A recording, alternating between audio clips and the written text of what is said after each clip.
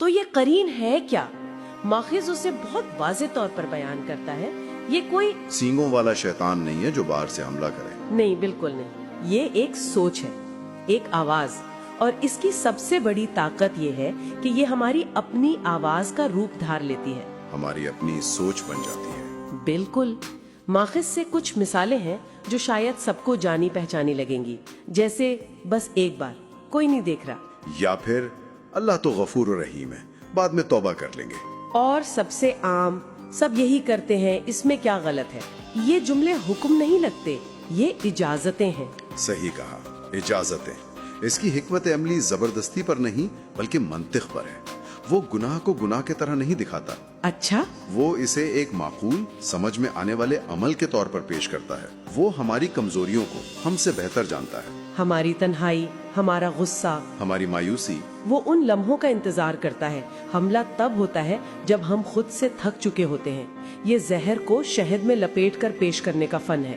اور اسی کمزوری کے لمحے میں کیا اس کا حملہ صرف گناہ کروانے پر ہوتا ہے؟ ماخذ تو اس سے بھی آگے کی بات کرتا ہے.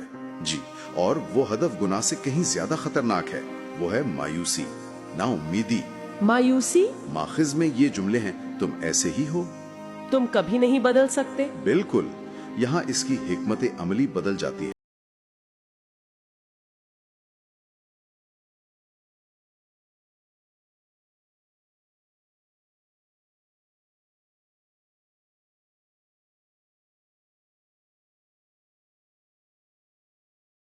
عمل سے نکل کر وجود تک پہنچ جاتی ہے. یہ واقعی ایک گہری بات ہے. یعنی اصل جنگ گناہ کرنے یا نہ کرنے کی نہیں، بلکہ امید کو زندہ رکھنے کی ہے. جی. تو پھر اس دشمن سے لڑا کیسے جائے جس کی آواز اپنی ہی سوچ لگتی ہو؟ کیا انسان اس کے سامنے بالکل بے بس ہے؟ بے بس نہیں. ماخذ واضح کرتا ہے کہ اس کی طاقت صرف ایک وسوسہ، ایک مشورہ دینے تک محدود ہے. صرف ایک خیال؟ جی. اسے قبول کرنا یا رد کرنا، یہ ہمیشہ انسان کا اپنا اختیار ہے. اور یہی دفاع کا سب سے بڑا ہتھیار سامنے آتا ہے.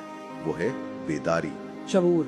یہ سمجھنا کہ یہ خیال آیا ہے مگر یہ میں نہیں ہوں. بالکل. ماخذ میں ایک جملہ ہے جو سچ پوچھیں تو اس پوری گفتگو کا محور ہو سکتا ہے. یہ خیال آیا ہے مگر یہ میں نہیں ہوں. یہ تفریق کا لمحہ ہے.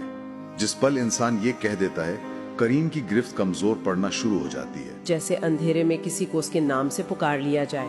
اور ماخذ کے مطابق جب انسان اللہ کو یاد کرتا ہے تو کریم پیچھے ہٹ جاتا ہے. یہ جنگ شور کی نہیں، اختیار کی ہے. تو ان وسوسوں کا آنا کمزوری نہیں، یہ کمزوری کی علامت نہیں. ان سے لڑنا، ان پر سوال اٹھانا، یہ اس بات کا ثبوت ہے کہ روح زندہ ہے. یہ آزمائش کی نشانی ہے، شکست کی نہیں. جس دل میں کشمکش ہو وہ دل مردہ نہیں ہو سکتا. کبھی نہیں. تو خلاصہ یہ ہے کہ ہمارے اندر اٹھنے والی ہر آواز ہماری نہیں. ہر خیال پر یقین کرنا ضروری نہیں. اصل طاقت اس خاموش لمحے میں ہے جب ہم ایک سوچ کو پکڑ کر خود سے پوچھتے ہیں، یہ کون بول رہا ہے؟ اس بیداری میں ہی آزادی ہے.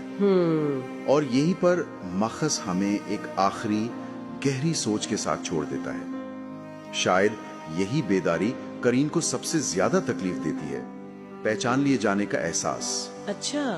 تو سوچنے کی بات یہ ہے کہ جب ایک اندرونی دشمن کو یہ معلوم ہو جائے کہ اسے دیکھ لیا گیا ہے، اسے پہچان لیا گیا ہے، تو اس کے بعد کی خاموشی کیسی ہوتی ہے؟ کیا وہ شکست کی خاموشی ہے یا اگلے حملے کی تیاری کی؟